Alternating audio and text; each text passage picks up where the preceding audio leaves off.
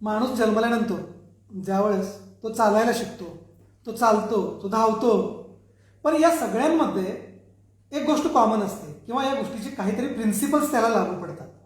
आपण नक्की त्याच विषयावर आज बोलणार आहोत. तो विषय आहे फिजिक्स. म्हणजे माणसानं उभं कसं राहावं, चालावं कसं, करताना संतुलन कसं करावं, त्याच्यामध्ये ग्रॅव्हिटीचा रोल काय असतो, ह्या सगळ्या प्रश्नांची उलगडणारा जो विषय आहे तो म्हणजे फिजिक्स आहे. पण आपण सामान्य आयुष्यात जगत असताना या सगळ्या गोष्टींच्या व्याख्या जर आपल्याला माहीत नसतात, पण त्या विषयी आपण जगत असतो. त्यातला एक विषय म्हणजे फिजिक्स आहे. आग आहे, ती पोळते, ती लागल्यानंतर एखादं डिस्ट्रक्टिव्ह काम पण करते, कन्स्ट्रक्टिव्ह काम पण करते. तर ती आग काय आहे, त्याला डिस्ट्रक्टिव्ह बनवायचं की कन्स्ट्रक्टिव्ह बनवायचं हे सुद्धा फिजिक्सच ठरवतं. दुसरी महत्त्वाची गोष्ट सर, एक कधी कधी आपण काही मशिनरीज पाहतो, म्हणजे JCBची मशीन असेल किंवा एरोप्लेन असेल, ह्या गोष्टी, ह्या मशीन्स बघितल्यानंतर एक प्रश्न पडतो की निसर्गात जे सजीव आहेत, कुठंतरी त्या सजीवांच्या त्या प्रतिकृती वाटतात. तर मित्रांनो, याच्या मागं सुद्धा फिजिक्सच आहे. अगदी बरोबर आहे. विद्यापीठ उपपरिसर आपल्या भेटीला या आजच्या सत्रामध्ये फेसबुक लाईव्हच्या आपण ज्या विभागावर चर्चा करणार आहोत तो विभाग आहे फिजिक्स डिपार्टमेंट, किंवा त्याला आपण मराठीमध्ये भौतिकशास्त्र विभाग असं म्हणतो. आणि या विभागाचं प्रतिनिधित्व करण्यासाठी आज या विभागाचे प्रतिनिधी म्हणून डॉक्टर अशोक हुंबे सर आपल्या इथं आज आलेले आहेत. मी सर्वप्रथम या सिरीजच्या वतीने सर आपलं स्वागत करतो. सर, आम्हाला जाणून तर घ्यायचं आहे भरपूर काही, म्हणजे फिजिक्स आहे, विषय आहे, संधी आहेत, खूप सारे आहेत. पण आम्हाला अगोदर तुमच्यापासून जाणून घ्यायचं आहे. तुम्ही शिक्षण क्षेत्रात कसे आला, तुमचं बॅकग्राऊंड काय, तुमच्याविषयी आम्हाला थोडीशी माहिती सांगा. नमस्कार. या संधीबद्दल मी सर्वप्रथम कृतज्ञता व्यक्त करतो. मी डॉक्टर अशोक वसंतराव हुंबे, माझं MSc इलेक्ट्रॉनिक्स, MSc फिजिक्स आणि PhD इन फिजिक्स असं झालेलं आहे. मी रयत शिक्षण संस्थेचा विद्यार्थी आहे आणि डेक्कन एज्युकेशन सोसायटीच्या फर्ग्युसन महाविद्यालयाचा पण विद्यार्थी आहे. I studied first at Fergusson college आणि later on I move towards PhD. PhD करत असताना, खरं म्हणजे PhDच्या अगोदरचा जो भाग आहे, 4th सेमिस्टरला जेव्हा आपण विद्यार्थी म्हणून प्रोजेक्ट करत असतो, रिसर्च प्रोजेक्ट जो मी पुणे विद्यापीठामध्ये केला, त्यावेळेला मला खरं तर रिसर्चची गोडी लागली आणि त्या रिसर्चच्या गोडीनं मला PhD कडे घेऊन गेली. आणि तिथं काम करत असताना लक्षात आलं की ठीक आहे, हे असं फील्ड आहे की आपण खूप काम करू शकतो. आणि त्याचाच एक परिणाम असा झाला की मी काम करत गेलो, खूप चांगलं काम होत गेलं. आज माझ्याकडे मोर दॅन 52 रिसर्च पेपर्स आहेत, खूप चांगल्या जर्नल्समध्ये, एल्सवेअर असेल, स्प्रिंजर असेल, RSC ॲडव्हान्सेस सारखे असेल किंवा RSCचे जे पब्लिकेशन्स आहेत त्याच्यामध्ये पेपर्स आहेत. ह्या सगळ्या रिसर्च पेपर्सचा इम्पॅक्ट फॅक्टर हा, क्युम्युलेटिव्ह इम्पॅक्ट फॅक्टर हा मोर दॅन 81 आहे. त्यापैकी माझा बेस्ट इम्पॅक्ट फॅक्टर पेपर हा 6.8चा आहे. तर माझे जे बेस्ट 5 रिसर्च पेपर्स आहेत त्यांचा जो एक ॲव्हरेज इम्पॅक्ट फॅक्टर आहे तो 6.6 आहे. तर ओव्हरऑल सगळ्या रिसर्च पेपरचा आपण जर इम्पॅक्ट फॅक्टर बघितला तो 3.3 आहे. आता हे सांगण्याचं कारण असं आहे की हे सगळं करत असताना research can not be done by single. आणि मला माझ्या गाईडनं ती एक लिबर्टी दिली की तुला भारतात जिथे कुठे जायचंय तिथे जाऊन तू ते काम कर. आणि तसे रिसोर्सेस अवेलेबल होत गेले. ह्या माध्यमातून मी BRCला गेलो, KIFRला गेलो, RRCAT इंदोरला गेलो, UGCDA CSR इंदोरला गेलो, HRI अलाहाबादला गेलो. ह्या सगळ्या इन्स्टिट्यूट बद्दल मी नंतरच्या सत्रामध्ये बोलेलच. हा, पण हे सगळं कशासाठी आहे की I got a kind of exposure. And I personally believe that if you want to get involved then you have to have exposure. Unless and until you explore, you cannot come to a new path. Right. So in order to discover new path, you will be always requiring certain kind of exposure. तर ह्या सगळ्या ह्याच्यातून हे करत गेलो. आणि नंतर आता ह्या डिपार्टमेंटची धुरा सांभाळत असताना किंवा ती एक संधी भेटत असताना इथं काम करायला जो स्कोप आहे किंवा ह्या भागातलं जे आहे काम करायला जो स्कोप आहे त्याच्यानं एक समाधान निश्चितपणानं आहे. राहता राहिला दुसरा तुमच्या प्रश्नाचा दुसरा भाग की ह्या क्षेत्राकडे वळण्याचा अनुभव कसा आला. रयत शिक्षण संस्थेमध्ये शिकत असताना मी 3rd इयरला होतो, त्यावेळेला एक इंग्लिशचे शेख सर होते. हे एक उदाहरण सांगतो की मी फार उशीर अनुभवलेलं, त्याच्या अगोदर पण मी 1-2 उदाहरणं असे अनुभवले की त्यांची बदली होत होती आणि आम्ही सगळे विद्यार्थी की त्यांची बदली नाही झाली पाहिजे म्हणून आम्ही थांबत होतो. त्यावेळेला मी विचार केला की how a teacher can earn the respect. असे 1-2 गोष्टी आहेत. आपण शिक्षकांना बघून मोठे होत असतो आणि ह्या गोष्टीने मला वाटतं पर्सनली माझ्यावर खूप मोठा इम्पॅक्ट केला. आणि त्या दृष्टिकोनातून किंवा ही एक गोष्ट समोर अनुभवत असताना मग मी या शिक्षण क्षेत्र निवडलं. क्या बात आहे. तर आपण बघताय की एक ह्यूज असा रिसर्च, ज्याला आपण बायोग्राफी म्हणूया किंवा रिसर्च एक बॅकग्राऊंड ज्यांना आहे असे सर, त्यांना इंडस्ट्रीमध्ये खूप सारा वाव आहे. पण इकडं का वळले, एज्युकेशन फील्डकडे का वळले, तर त्यांनी एक खूप छान उदाहरण सांगितलं त्यांच्या गुरुचं, की असे गुरु त्यांना लाभले की त्यांची बदली होत होती पण विद्यार्थ्यांना त्यांना सोडायचं नव्हतं. बरोबर. तर हा जो रिस्पेक्ट आहे हा कुठल्याही इंडस्ट्रीत न मिळता तो एज्युकेशन या फिस्टमध्ये मिळू शकतो आणि त्या अनुषंगाने सर आपण हे करिअर निवडलं. बिलकुल. धन्यवाद सर. सर दुसरा एक प्रश्न त्याच अनुषंगानं की फिजिक्स विभाग ज्यावेळेस इथं उपकेंद्रामध्ये सुरू झाला तो कसा सुरू झाला, त्याच्या मागची विजन काय होती, त्याची पार्श्वभूमी काय होती, त्याबद्दल थोडंसं. बरोबर. ह्या विभागाची स्थापना जर बघितली आपण त्या अकॅडमिक इयर 2019-20 पासूनची आहे. बरोबर. आणि ह्या भागामध्ये जे फिजिक्स या विषयात काम करत असलेले वेगवेगळे जे टीचर्स आहेत, Okay. प्रोफेसर्स आहेत, Okay. त्यात प्रामुख्याने मी काही नावं घेतली पाहिजेत. म्हणजे प्रोफेसर गोविंद काळे, प्रोफेसर अंकुश कदम, Okay. त्यानंतर प्राचार्य शित्रे असतील, प्राचार्य कटारे असतील, डॉक्टर राम कदम सर असतील किंवा डॉक्टर महेश कुमार माने सर असतील. Okay. ही सगळी जी माणसं रिसर्चमध्ये स्वतः एक निष्णात आहेत, क्या बात आहे. ह्याच्यातले काही लोकांकडे पेटंट्स आहेत. ही सगळी लोक जेव्हा औरंगाबादला पीएचडी करत होती Okay, okay. आणि ही सगळी इथून तिथे जाऊन काम करत होती, याच्यापैकी मी काही लोकांना बघितलेलं Okay. किंवा ऐकलेलं. आणि मग जेव्हा तिथं जाऊन काम करणारे सगळे मुलं इकडचे पीएचडी करत असलेला मॅक्सिमम जो क्वांटम आपण म्हणतो तो ह्या जिल्ह्यातला आहे, तो ह्या भागातला आहे. Okay. जर ही सुविधा आपल्याला इथंच उपलब्ध होऊ शकली तर आपण, मला वाटतं की एक चांगली गोष्ट होईल. आणखी ह्याच्यामध्ये बरीचशी कारणं आहेत की भौगोलिक डिस्टन्स असेल किंवा ह्या भागातल्या विद्यार्थ्यांचं ज्याला काही कुठल्या म्हणजे नॅचरल रिसोर्सेस जेवढे पाहिजे तेवढे नाही आपण, तर त्याच्यासाठी शिक्षण हा एकमेव चांगला पर्याय आहे.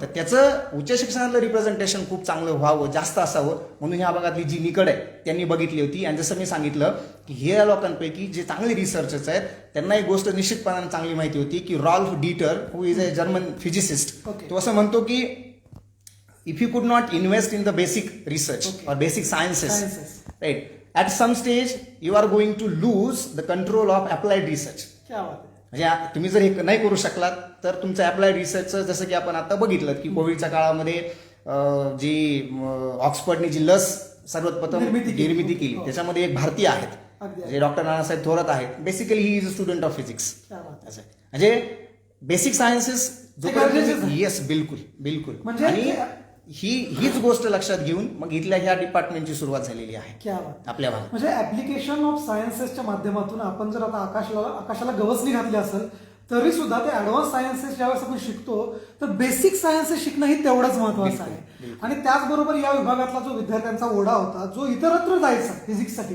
तो ओळखून कुठेतरी विद्यापीठानं हे एक विजनरी स्टेप म्हणून आपल्या विभागाची सुरुवात केली. नक्कीच. क्या बात आहे. सर, आम्ही प्रत्येक विभागाला हा प्रश्न विचारला, प्रत्येक विभाग प्रमुखांना हा प्रश्न विचारला की ज्यावेळेस विद्यार्थी एखाद्या इन्स्टिट्यूटमध्ये शिकायला जातो, मोस्ट प्रोबेबली पीजीसाठी, तर त्याची त्या इन्स्टिट्यूशनच्या बाबतीतली काहीतरी अपेक्षा असतात. मग त्यातली एक अपेक्षा असते की भौतिक सुविधा काय आहे, तर त्याच्याबद्दल आपण माहिती सांगावी. हा, आता त्याच्या अगोदर एक आणखीन अशी गोष्ट आपल्याला गृहीत धरता येईल की हा 2 वर्षाचा 4 सेमिस्टरचा कोर्स आहे. आणि ह्याच्यात एक चांगली गोष्ट अशी आहे की आपण इथं जो कोर्स चालतोय त्याच्यामध्ये 2 स्पेशलायझेशन आहेत. एक आहे सॉलिड स्टेट फिजिक्स आणि दुसरा आहे इलेक्ट्रॉनिक्स. तर ह्या दोन्हीसाठी लागणाऱ्या ज्या सुविधा आहेत त्या वेगवेगळ्या आहेत. आणि आपल्याकडे ज्या दोन लॅबोरेटरी आणि लेक्चर हॉल्स आहेत त्याच्यामध्ये आपण ह्या सगळ्या केलेल्या आहेत. हे डिपार्टमेंट जरी नवीन असलं तरी एमएससी फर्स्ट इयरसाठीचे जेवढे एक्सपेरिमेंट्स आपल्याला लागत असतात ते सगळे आहेत. त्याच्यातही आपल्याकडे पर्टिक्युलरली एक्सपेरिमेंटल लॅबोरेटरी आणि कम्प्युटेशनल लॅबोरेटरी अशा 2 लॅब ज्या आहेत ज्याच्यामध्ये आपल्याला ॲडिक्वेट इतक्या सगळ्या फॅसिलिटीज त्या फर्स्ट इयरच्या सगळे एक्सपेरिमेंट्स कॅरी आउट करण्या निश्चितपणाने आहेत. सेकंड इयरच्या बाबतीत आपण आता काम करतो आहोत. कदाचित येणाऱ्या अकॅडमिक इयर सुरू होईपर्यंत आपण ते आपल्याला फॅसिलिटी आपल्याकडे येऊन जातील. सर, आपण फॅसिलिटीजचं बोललात, क्लासरूमचं बोललात. ऑब्व्हियसली 2 वर्षाचा विभाग आहे, इथून पुढे जसं डेव्हलप होत जाईल आय होप की हे खूपच चांगल्या पद्धतीने डेव्हलप होणार आहे, त्यात कसली आमची शंका नाही. निश्चित. सर, आता हा झाला भौतिक सुविधांचा विषय. आता दुसरं, सायन्स ज्यावेळेस आपण म्हणतो त्या सायन्ससाठी सगळ्यात महत्वाची जी गोष्ट असते ती असते रिसर्च. मग रिसर्च लॅब म्हणून किंवा रिसर्चच्या सुविधा म्हणून आपल्याकडे काय उपलब्ध आहे? बिलकुल. आता आपण जसं बघितलं, मी तुम्हाला सांगितलं की हा 2 वर्ष 4 सेमिस्टरचा कोर्स आहे. तर सेकंड इयर पासूनच विद्यार्थ्यांना आपण रिसर्च प्रोजेक्ट देत असतो. ते it is a part of curriculum. Second semester, third semester आणि फोर्थ सेमिस्टर, तिन्ही सेमिस्टर हा कोर्स चालतो.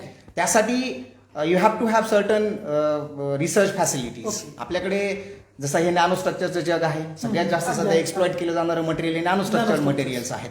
तर त्या नॅनो स्ट्रक्चरच्या सिंथेसिसच्या संदर्भानं आपल्याकडे आत्ता फॅसिलिटी अवेलेबल आहेत. मॅग्नेटिक स्टरर्स असतील किंवा हिटर्स असतील, सिम्पल स्टरर्स असतील, त्याच्यानंतर सिंथेसिस झाल्यानंतर जे काही हीट प्रोसेसिंगसाठी लागणारे आपल्याकडे फर्नेस असतील.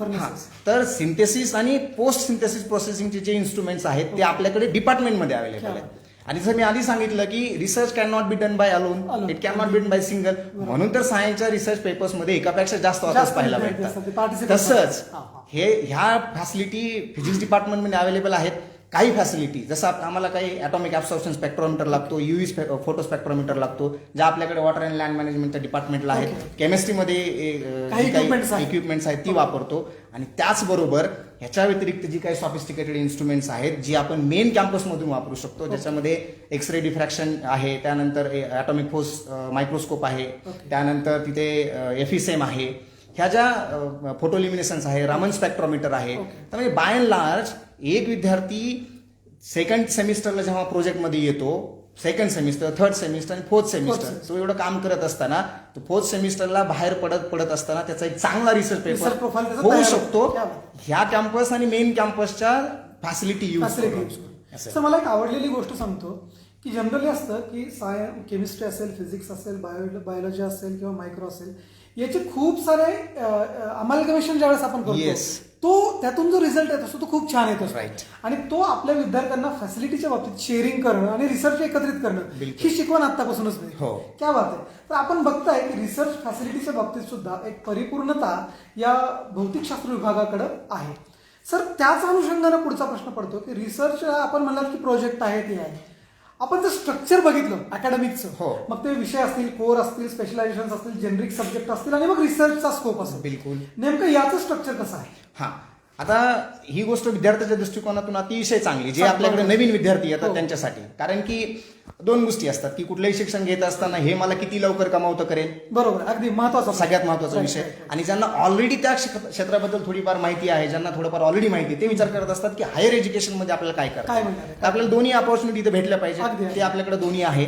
आपण फर्स्ट सेमिस्टरचा जेव्हा विचार करतो त्यावेळेला तुम्ही सांगितलं की कोर सब्जेक्ट्स क्वांटम आहे, स्टॅटिस्टिकल आहे, क्लासिकल आहे आणि मॅथमॅटिकल आहे. हे 4 असे सब्जेक्ट्स आहेत की जे पुढच्या कुठल्याही फिजिक्समध्ये, कुठल्याही नॉट ओनली फिजिक्स, बेस आहे. इलेक्ट्रॉनिक्स असेल, कम्प्युटर सायन्स मध्ये असेल, तर ह्या सगळ्यांसाठी हा बेस आहे. ह्याच्या व्यतिरिक्त the beauty of this syllabus, आणि तो पण अगदी फर्स्ट सेमिस्टरला, की रिसर्च मेथॉडॉलॉजी हा कॉम्पोनंट जो आहे तो त्याच सेमिस्टरला असल्यामुळे मुलांना पहिल्या सेमिस्टरला रिसर्च मेथॉडॉलॉजी शिकवला जातो आणि हे कोर सब्जेक्ट शिकवले जातात. आणि जसं सांगितलं की सेकंड सेमिस्टरला त्यांना प्रोजेक्ट अलॉट करतो किंवा प्रोजेक्टला आपण त्यांना तिथं मुलांची इन्व्हॉल्वमेंट वाढवतो. जसं सांगितलं की त्यांना unless and until you involve them असं शिकत नाही. Right, I always thought that की students are not useless, rather they are used लेस.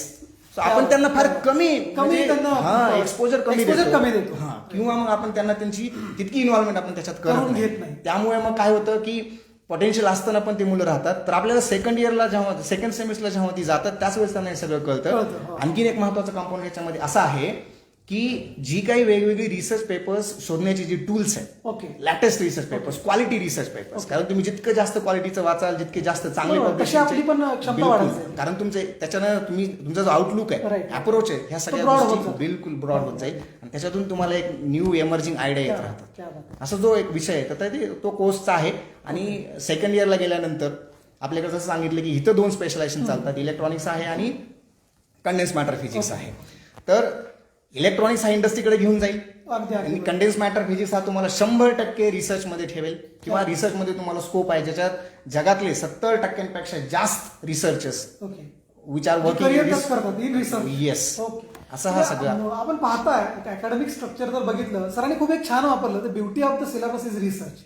म्हणजे सायन्सच्या बाबतीत तर हे अगदी तंतोतंत जुळतं की सायन्स हे उभंच असतं त्या रिसर्चवरती आणि ते फॅसिलिटी, त्याला वेटेज चांगल्या प्रमाणात या सिलेबसमध्ये दिले गेले. बिलकुल सर, जसं रिसर्च आहे, जसं अकॅडमिकचा पॅटर्न आपण सांगितला, एक स्ट्रक्चर आपण सांगितलं, परंतु हे विद्यार्थ्यांपर्यंत पोहोचवण्याचं जे माध्यम असतं ते असतं विविध आपल्या मेथॉडॉलॉजीज.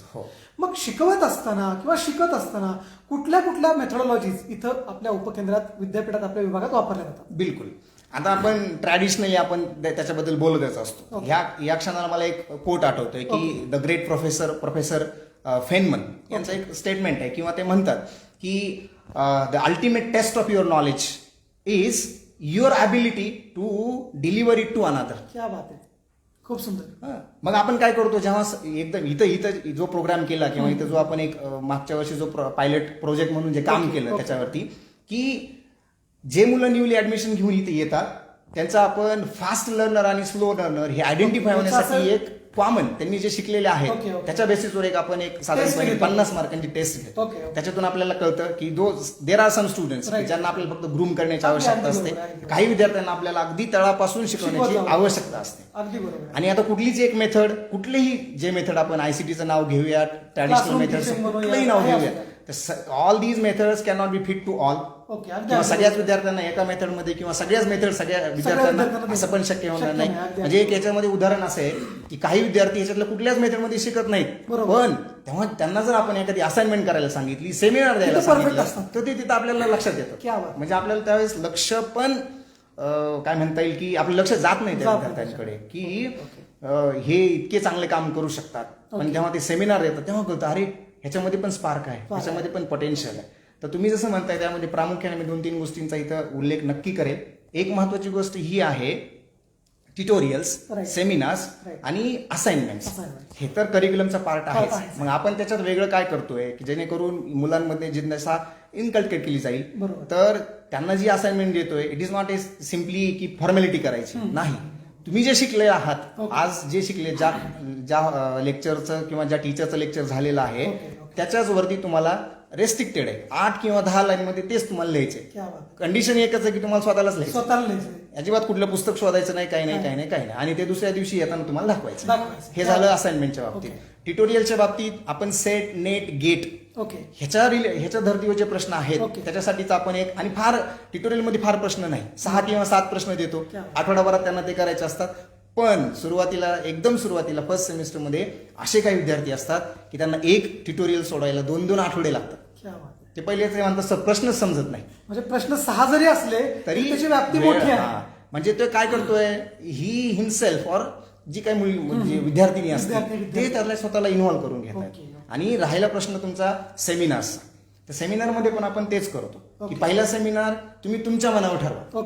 फक्त कॉन्फिडन्स वाढण्यासाठी नेसेसरी फिजिक्स मधला असला पाहिजे. मग तुम्ही तो ग्रॅज्युएशनचा जरी घेतला तरी त्याच्यानं काही फरक पडणार नाही. फक्त कंटेंट डिलिव्हर करून हे करत असताना मग ह्या 3 गोष्टींच्या व्यतिरिक्त आणखीन आपण समजा बघितलं प्रोजेक्ट आहे. जसं मी सांगितलं की सेकंड सेमिस्टर सिलेबसचा पार्टच आहे. आणि ह्या सगळ्यांच्या व्यतिरिक्त एक अतिशय महत्वाचा म्हणजे विषय मला समोर येतो की जो आपण काही ऍक्टिव्हिटी म्हणूया किंवा काही तत्सम प्रोग्राम, आविष्कार नावाची जी स्पर्धा आहे, तर त्याच्यातून पण आता ह्या सगळ्यातून काय होतंय, विद्यार्थ्यांचा कॉन्फिडन्स बिल्टअप होतो. त्यांना कंटेंट शोधायचं कळतंय. आणि सगळ्यात महत्वाची गोष्ट त्यांना इन्फर करायला समजतंय. एक रिसर्च पेपर वाचला आणि तो मला सांगायचा. आता रिसर्च त्यातलं जे क्रक्स आहे ते क्रक्स शोधून काढायला त्यांना जमतं. इन्फरन्स शिकतायत, एक्सप्लेनेशन सांगतायत, बरोबर आहे की डिस्क्रिप्शन आहे असं आहे. तर आविष्कार मधून पण आता आविष्कार अशी गोष्ट की इथल्या इथं नाहीये. स्टेट जशी लेवल बदलेल, बरोबर लेवल बदलेल तसं तुमचं प्रिपरेशन पण त्या लेवलचं पाहिजे. आणि दुसरी महत्वाची गोष्ट आहे की ते करत असताना तुम्हाला काहीतरी समोरचं इम्प्रेसिव्ह असेल, नवीन असेल किंवा मेरिटचा विषय असेल, असा विषय तुम्ही त्या आविष्कारासाठी घेऊ शकता, स्पर्धेसाठी घेऊ शकता. त्यामुळे मग ती एक स्पर्धा निकोप राहते.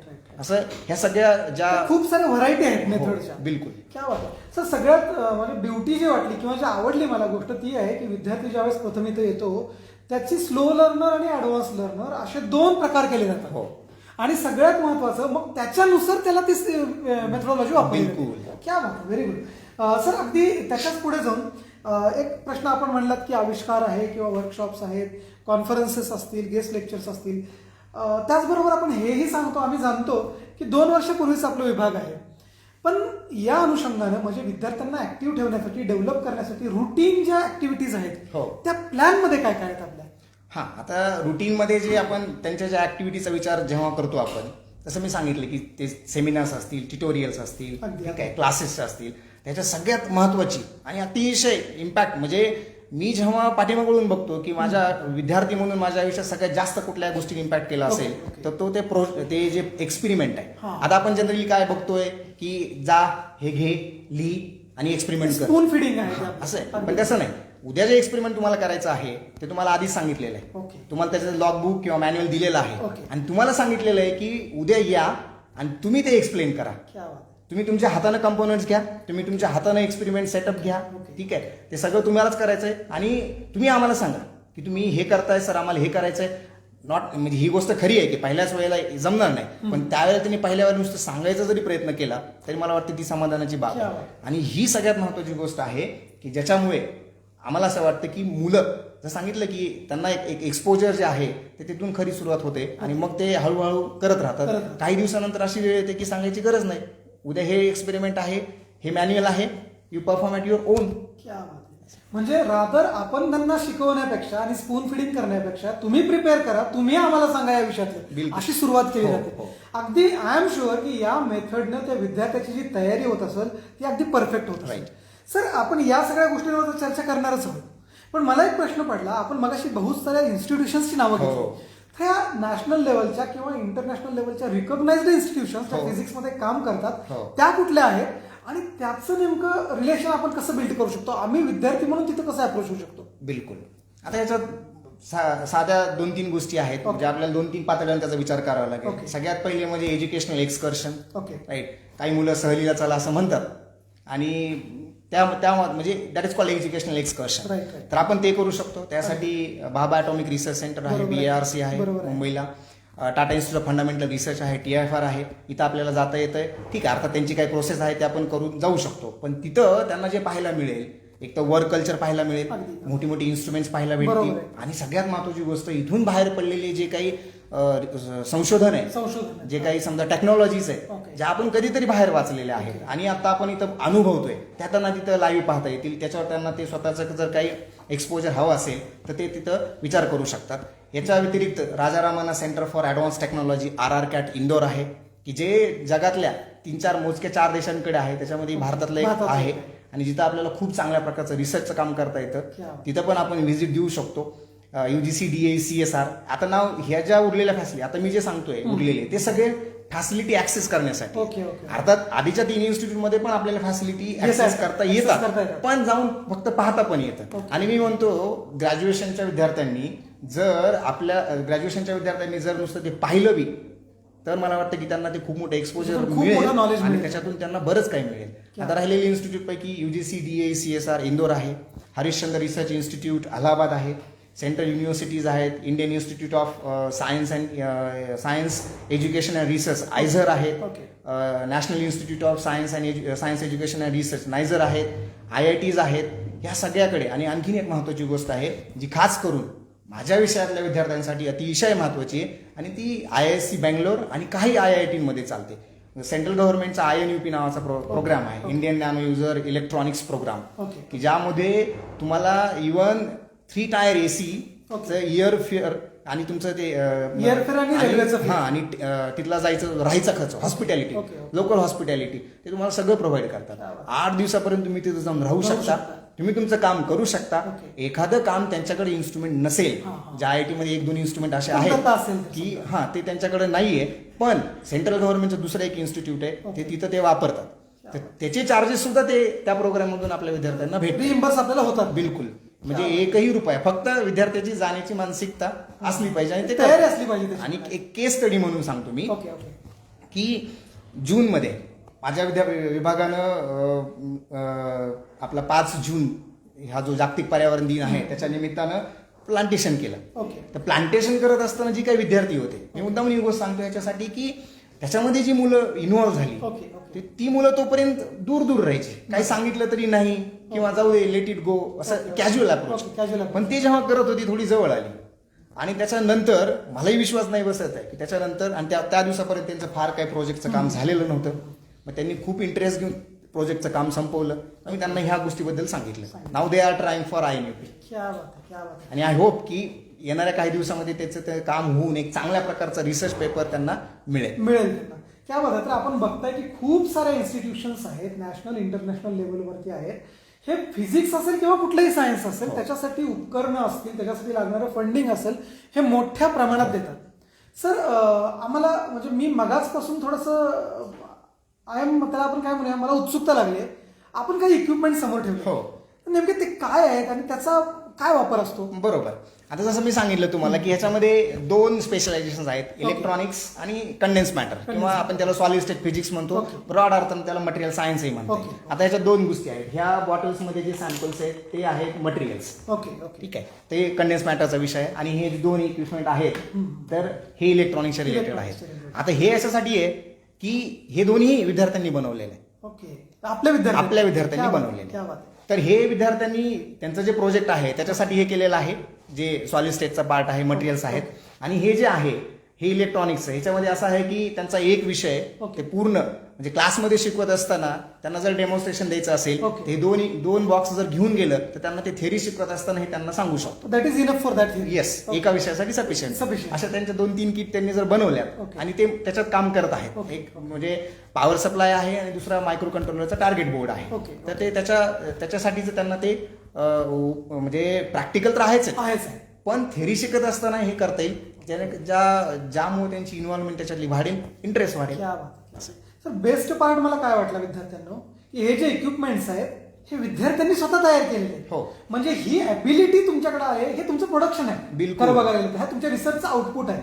तर ही ॲबिलिटी येण्यासाठी एका चांगल्या रिसर्च इन्स्टिट्यूटला आपण स्टडी करणं, शिकणं खूप गरजेचं आहे. आणि त्यापैकी आमची एक आहे, आम्ही हे सांगू शकतो.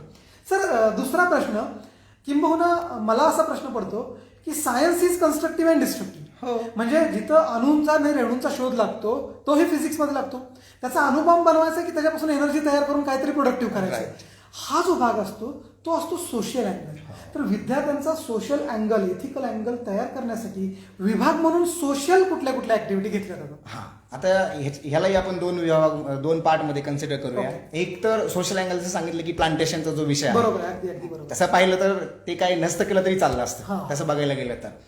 पण त्याच्यानं एक गोष्ट काय झाली की ते जे विद्यार्थी आहेत की त्यांचा इंटरेस्ट अकॅडमिक सोडून दुसऱ्या गोष्टीमध्ये आहे, हे लक्षात आलेलं आहे. मग आपण त्यांना तिकडनं इकडे आणता येईल काय, त्याच्यासाठी म्हणून ती ऍक्टिव्हिटी केली. म्हणजे एन्व्हायरमेंट क्रिएट करणारे एन्व्हायरमेंट क्रिएट केलं.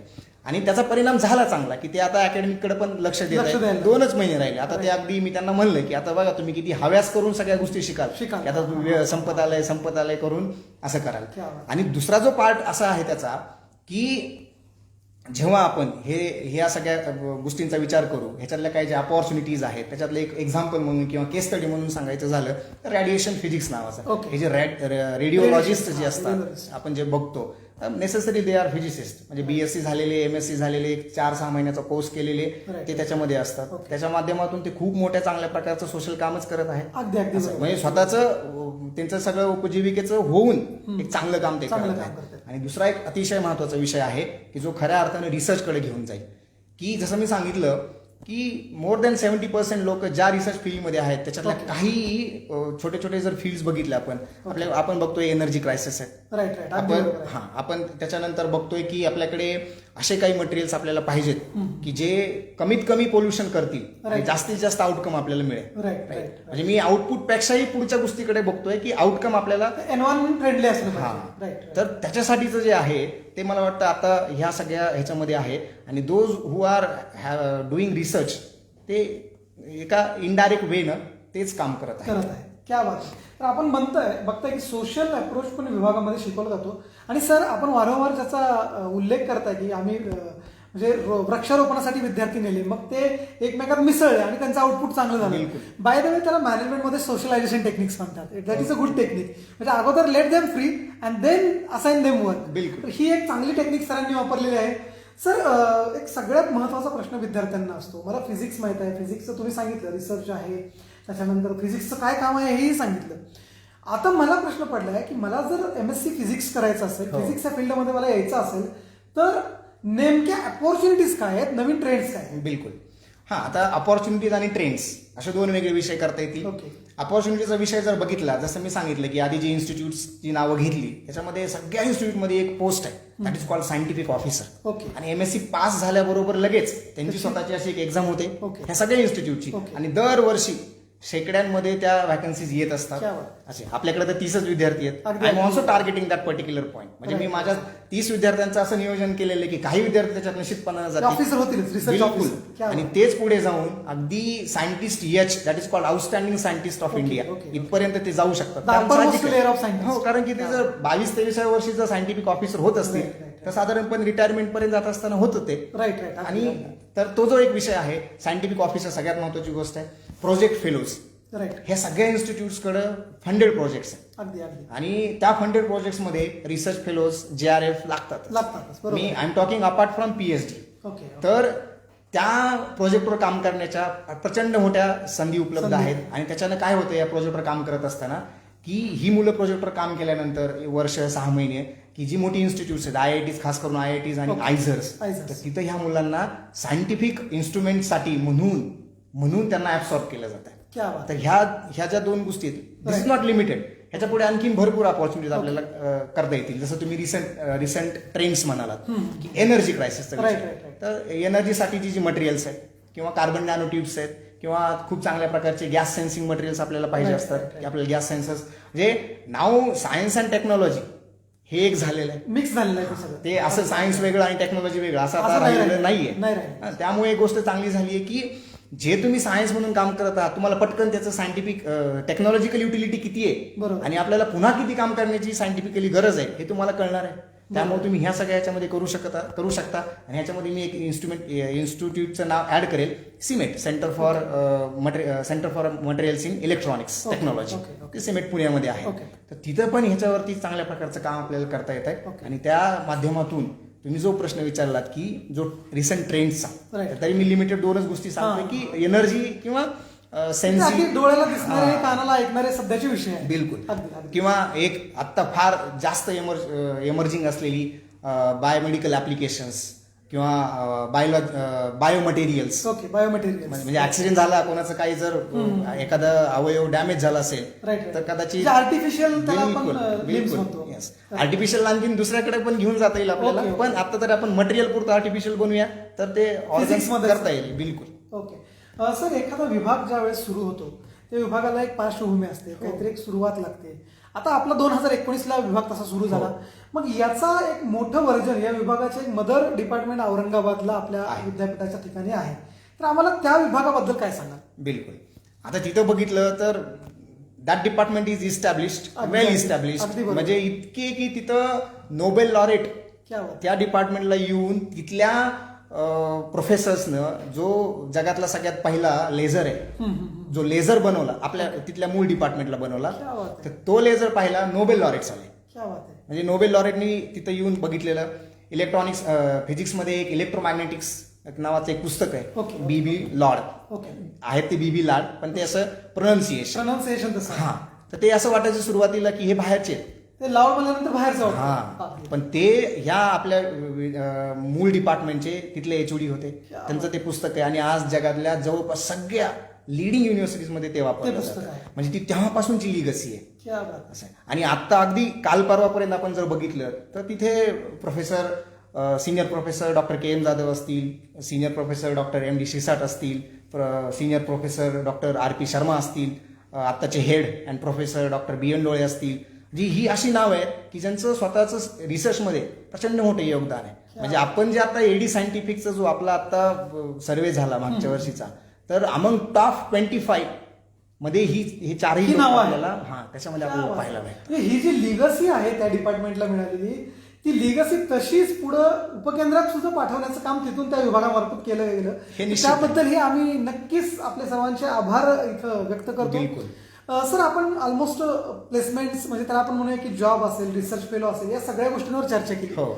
एक राहून प्रश्न पडतो खूप साऱ्या विद्यार्थ्यांना म्हणजे अपार्ट फ्रॉम जॉब किंवा अपार्ट फ्रॉम रिसर्च मला उद्योग म्हणून काहीतरी करिअर करायचं असतं. बिलकुल. तर उद्योग किंवा त्याला एंटरप्रिनरशिप हो. आणि फिजिक्स हो. ह्या दोन्हीचं नेमकं कसं आपल्याला करता येईल आता. हा आता त्याच्यामध्ये एक गोष्ट आहे की स्वतः मॅन्युफॅक्चरिंग करायचा असलेला Okay, उद्योग okay. त्याच्यासाठी इलेक्ट्रॉनिक्स ब्रांच आहे. Okay. जसं मी समोर 2 गोष्टी ठेवलेल्या Right, right, आहेत. right. सगळ्या अकॅडमिक इन्स्टिट्यूशन्समध्ये ते वापरले जातात. Okay. आणि not only academic institution power supplies Okay. किंवा अगदी मोठ्या मोठ्या लेवलचे पॉवर सप्लायज Okay. किंवा आपण आता समोर जे आपल्याकडे LED पॅनल्स आहेत. Okay. This is also the emerging branch of this particular branch. क्या बात. तर त्याच्यामध्ये पण करता येण्यासारखं आहे. आणि दुसरं जे आहे की कंडेन्स मॅटर फिजिक्समध्ये जसं सांगितलं की सोलरचं असेल, पण दॅट कुड not be from the level of manufacturing. Okay. त्याच्यामध्ये अगदी फक्त एका मॅन्युफॅक्चरिंगच्या नंतरची जी उद्यमिता आहे ती त्याच्यामध्ये निश्चितपणे आहे. पण अगदी बिईंग स्टुडंट जर तुम्ही ह्याच्याबरोबर सुरुवात केली असेल तर हे निश्चितपणानं तुमच्या उद्योगाचं पहिलं पाऊल आहे. बिलकुल बिलकुल. क्या बात आहे. म्हणजे not only research, not only jobs, but in entrepreneurship also there are lot of opportunities in physics. Yes. क्या बात आहे सर. आता आम्ही खूप साऱ्या गोष्टींवरती आम्ही बोललो. आता आपल्याला थोडंसं मूळ मुद्द्याकडे यावं लागेल हो. की समजा मला फिजिक्स आवडतोय, रिसर्च करायचंय, करिअर करायचंय, आय फाउंड द अपॉर्च्युनिटी. हो. नाव व्हॉट शुड बी और what is the process of admission? पात्रता काय आणि प्रोसेस काय आहे? बरोबर. आता पात्रतेचा विषय जर बघितला आपण तर one of the subjects at graduation level should be physics. Physics. Okay. म्हणजे तो स्पेशल असेल किंवा अल्टरनेटिव्ह कसंही चालेल. ओके. म्हणजे आपल्याकडे वन ऑफ द सब्जेक्ट्स आहे. Okay. काही विद्यापीठांमध्ये जिथं ऑनर्स सायन्स आपण म्हणतो तिथं फिजिक्स आहे. स्पेशलायझेशन आहे हां, पर्टिक्युलर. हां, फक्त फिजिक्स आहे. Right. ती पात्रता आहे. आणि ऍडमिशनच्या प्रोसेसचा विचार केला तर यावर्षी होऊ घातलेल्या ऍडमिशनचा विचार करूया आपण आता की जे तुमच्या ग्रॅज्युएशनच्या मार्कांवर डिपेंड आहे. त्याच्यावरतीच. ओके. त्याची प्रोसेस जी आता सुरू आहे तर ती ऑनलाईन आहे Okay. आणि त्या माध्यमातून तुम्ही ऍडमिशन करू शकता. सर जी प्रोसेस आपण आता एक शब्द मला की जी सुरू आहे हो. ती प्रोसेसची नेमकी प्रक्रिया काय आहे? हा, त्या प्रोसेससाठी काय करायला लागेल विद्यार्थ्यांना की विद्यापीठाच्या वेबसाईटला जाऊन Okay. Admission procedure 2022-23 Okay. हे जे आहे त्याच्यामध्ये त्यांना ते सगळं मिळेल. Okay. त्यांना त्याच्यात सुरुवातीला रजिस्ट्रेशन करायचं आहे. Okay. रिझल्ट लागल्यानंतर अजून जो रिझल्ट लागलेला अजून नाहीये, नाही. रिझल्ट लागल्यानंतर त्यांना त्यांचे ऍक्च्युअल मार्क्स तिथं Feed-up करायचे आहेत आणि त्याच्या आधारावर त्यांची मेरिट लिस्ट लागेल. क्या बात. असं सगळं आहे. पण रिझल्ट आता Pending बाकी आहे. असल्यामुळे ती ती process process, सुद्धा तरी सुरू हां, आहे. आहे. प्रोसेस सुरू आहे. ओके. त्याच अनुषंगाने सर दुसरा एक प्रश्न असतो की फीस काय? मला त्या कोर्सला ऍडमिशन घ्यायचं, हो. फीस काय आहे? तर फीस बद्दल पण आपण मार्गदर्शन करावं सर. हां, तर ह्या डिपार्टमेंटच्या कोर्सचा फीचा विचार केला तर 17,541 इतकी Okay. फीस आहे. Okay. Those who are having scholarship from government of India, India. GOI scholarship GOI वाल्यांना साधारणपणे फक्त 241 रुपयांमध्ये Okay. त्यांचं ऍडमिशन होत होतं. आहे. ओबीसी कॅटेगरीतले जे विद्यार्थी आहेत त्यांना पण ती ट्युशन फीस रिफंड होते. ओके. त्यांचं काहीतरी 541 रुपयांमध्ये ऍडमिशन होत आहे. ट्युशन फीस पूर्ण वेव ऑफ आहे. आणि उरलेले ओपन कॅटेगरीमधले जे ईबीसीचे स्टुडंट आहेत ज्यांना ईबीसी सवलत आहे त्यांची 50% फीस ही ट्युशन फीस ट्युशन 50% ही माफ होते. असं साधारणपणे ऍट द मोस्ट हां. 7,000 रुपये.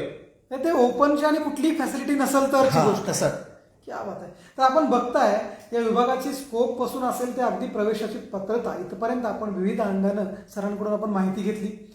स्कोप बघितला तर सर जसं म्हणले की आम्ही विद्यार्थीच अशी तयार करतो की ते रिसर्चर होतील, ते अगदी रिसर्च ऑफिसर्स होऊ शकतात, ते एंटरप्रेन्योर पण होऊ शकतात.